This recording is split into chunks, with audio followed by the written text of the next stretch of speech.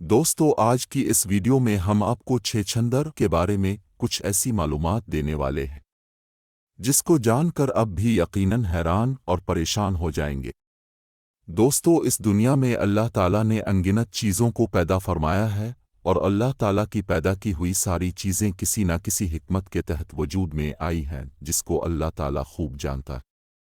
اللہ تعالیٰ نے اس دنیا کے اندر کسی بھی چیز کو بیکار پیدا نہیں فرمایا۔ میرے دوستو آج کی اس ویڈیو کے اندر ہم جانیں گے کہ اللہ تعالیٰ نے چھچندر کو کب اور کیوں پیدا فرمایا اور کس طرح سے اللہ تعالیٰ نے اس کے ذریعے سے قوم سبا کو ہلاک کیا، اور اللہ تعالیٰ نے ہر ایک چیز کو آنکھیں دی ہیں، بینائی عطا فرمائی ہے، لیکن چھچندر کو اندھا کیوں پیدا فرمایا، اور اگر کوئی شخص چھچندر کو اپنے خواب میں دیکھے تو اس کی تعبیر کیا ہوگی، اس کا مطلب کیا نکلے گا؟ میرے دوستو چھچندر ایک اندھا بہرا چھوٹا سا جانور ہے جو اپنے سامنے کی چیزوں کو صرف سونگنے سے پہچان لیتا ہے۔ اس کے باوجود کہ چھچندر اندھا ہوتا ہے مگر پھر بھی اپنے بل سے باہر آتا ہے اور منہ کھول کر بل کے باہر بیٹھ جاتا ہے۔ مکھیاں اس کے منہ کے آمنے سامنے بیٹھ جاتی ہیں تو یہ ان کو پکڑ کر نگل لیتا ہے، اور یہ مکھیوں پر اس وقت حملہ کرتا ہے جبکہ کافی تعداد میں مکھیاں اس کے منہ کے سامنے جمع ہو جاتی ہیں۔ کچھ حضرات نے کہا ہے کہ چھچندر اصل میں اندھا چوہا ہے جس کو صرف سونگنے کے ذریعے سے چیزوں کا پتہ چل جاتا ہے۔ امام زہری اپنی کتاب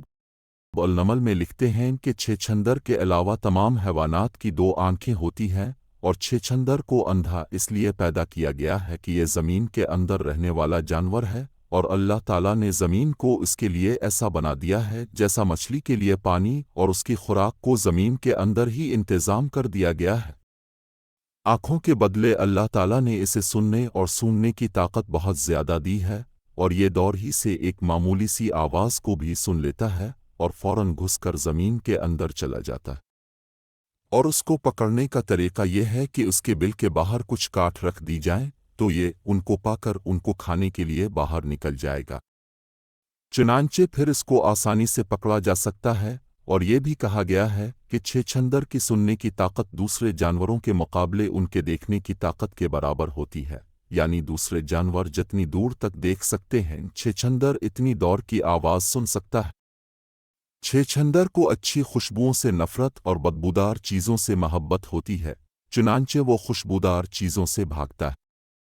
اور گندھنا پیاز وغیرہ کی خوشبو پر کھینچا چلا آتا ہے۔ کئی بار انہی دو چیزوں کی مدد سے یعنی کہ گندھنا اور پیاز کی مدد سے اس کو پکڑا جاتا ہے، اور اگر کوئی شخص یہ چاہتا ہو کہ چھچندر اس کے گھر سے بھاگ جائے تو وہ اپنے گھر کو خوشبودار رکھے اور گھر میں خوشبودار چیزیں رکھی جائے، کیونکہ چھچندر خوشبودار چیزوں سے بھاگتا ہے اور بدبودار چیزوں کو پسند کرتا ہے۔ تو میرے دوستو آئی بات کرتے ہیں کہ اللہ تعالیٰ نے کس طرح قوم سبا کو اس کے ذریعے ہلاک کیا۔ قوم سبا ایسی قوم تھی جس کے دائیں اور بائیں دو باغ دو باغیچے موجود تھے، اور اللہ تعالیٰ نے ان سے فرمایا تھا کہ اپنے رب کے دیے ہوئے رزق کو کھاؤ اور اس کا شکر ادا کرو، اور قوم سبا کے اس شہر پر اللہ تعالیٰ کی اس قدر عنایت تھی کہ اس علاقے میں مچھر پیسو سانپ اور بچوں وغیرہ جیسے نقصان پہنچانے والے جانوروں کا نام و نشان تک نہ تھا، اور یہ بہت ہی پاک و صاف شہر تھا، اور اس علاقے کے لیے اللہ تعالیٰ کی خاص عنایت اس سے ظاہر تھی کہ اگر کوئی دوسرا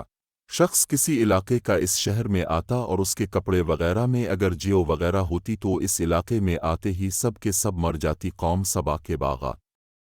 میں پھلوں کی کثرت کا یہ عالم تھا کہ اگر کوئی شخص باغ میں خالی ٹوکرا لے کر جاتا تو واپسی پر ان کا ٹوکرا بہت سے قسم کے پھلوں سے بھرا ہوا ہوتا، اور یہ پھل ہاتھ سے توڑے ہوئے نہ ہوتے بلکہ پک پک کر گرنے والے درختوں کے نیچے پڑے ہوئے ہوتے۔ اللہ تعالیٰ نے اس قوم کی طرف 13 انبیاء علیہ السلام کو بھیجا، اور ان تمام انبیاء علیہ السلام نے اس قوم کو اللہ تعالیٰ کی طرف رجوع ہونے کی دعوت دی اور اللہ تعالیٰ کی ادا کی ہوئی نعمتوں کا یاد دلایا اور اس کے عذاب سے ڈر آیا، مگر اس قوم نے ایک نہ مانی اور کہنے لگے کہ ہم کو تو معلوم نہیں کہ اللہ تعالیٰ نے ہم کو کوئی نعمت دی ہے، معاذاللہ۔ اور دوستو قوم سبا کے شہر میں ایک باندھ یعنی کہ ڈیم تھا جس کو ملکہ بلقیس نے تب بنوایا تھا جب ان کی حکومت تھی، اور اس باندھ کے قریب ہی ایک بڑا تالاب تھا۔ اس تالاب سے پانی کو نکالنے کے لیے اتنے ہی نالے رکھے گئے تھے جتنی ان کے یہاں نارے تھی، اور ان پر نالوں کے ذریعے ان نہروں میں پانی تقسیم ہوتا تھا، اور ان نہروں کی تعداد 12 تھی۔ ملکہ بلقیس سے حضرت سلیمان علیہ السلام کا رشتہ ہو جانے کے بعد اہل سبا کافی لمبے وقت تک صراط مستقیم پر چلتے رہے،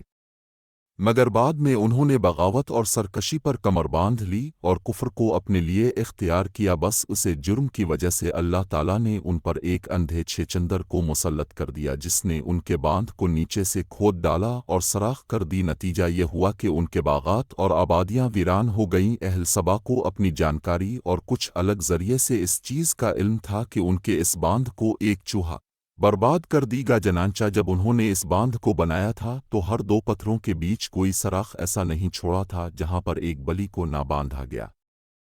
لیکن جب انہوں نے سرکشی شروع کی تو اللہ تعالیٰ کا ان پر عذاب آیا، اور اللہ تعالیٰ نے ایک سرک چوہا نمدار کیا اور اس نے ان بلیوں میں سے ایک بلی پر جست لگائی، چنانچہ بلی چوہے کو پکڑنے کے لیے اپنی جگہ سے کچھ ہٹ گئی۔ چنانچہ اسی وقت اللہ تعالیٰ نے ایک اندھا چھچندر پیدا فرمایا جو کہ اس سراخ میں جا گوسا اور باندھ کو کھود کر اس میں جا بجا سراخ کر دیے، لہٰذا جب پانی کا ریلا آیا تو اس کو اس چھچندر کے ذریعے بنائے ہوئے سراخوں اور دراروں سے نکلنے کا موقع مل گیا، جس کا نتیجہ یہ ہوا کہ باندھ ٹوٹ گیا اور پانی بہہ کر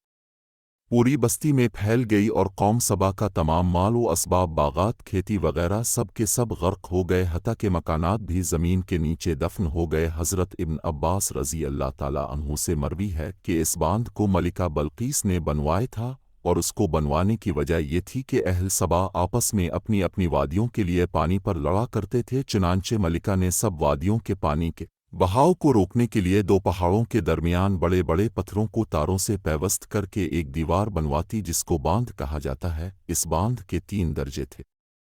اور ان میں سے پانی کے نکلنے کے لیے 12 راستے بنائے گئے تھے، کیونکہ ان کی 12 نہریں تھیں، چنانچہ جب پانی کی ضرورت پڑتی تو ان 12 راستوں کو کھول دیا جاتا۔ لیکن جب انہوں نے اتنی نعمتوں کے باوجود بھی اللہ تعالیٰ سے بغاوت اختیار کی اور صراط مستقیم سے ہٹ گئے تو اللہ تعالیٰ نے ایک اندھے چچندر کے ذریعے ان کو تباہ و برباد کر دیا۔ مردوستو، جب سیلاب سے سبا کے سب شہر غرق ہو گئے تو بچے کھچے لوگ ادھر ادھر بھاگ گئے، چنانچہ قبیلہ گان مک شام میں چلا گیا اور قبیلہ از امان کی طرف چلا گیا، اور خزون تہامہ اور خزیمہ نے عراق کی رالے، لیکن قبیلہ عوض اور خزرج نے یثرب میں اقامت اختیار کی۔ ان قبیلوں میں پہلا شخص جس نے یثرب یعنی کہ مدینہ میں قدم رکھا وہ عمر بن عابر تھا، اور یہی عوض و خزرج کا جدوالا مانا جاتا ہے۔ مردوستو، دیکھا اپنے کہ اللہ تعالیٰ نے کس طرح سے ایک اندھے چچندر کے ذریعے قوم سبا کو ہلاک اور تباہ و برباد کر دیا۔ اللہ تعالیٰ سے ہمیں بھی ڈرنا چاہیے اور ہمیں اس کی نافرمانی سے بچنا چاہیے۔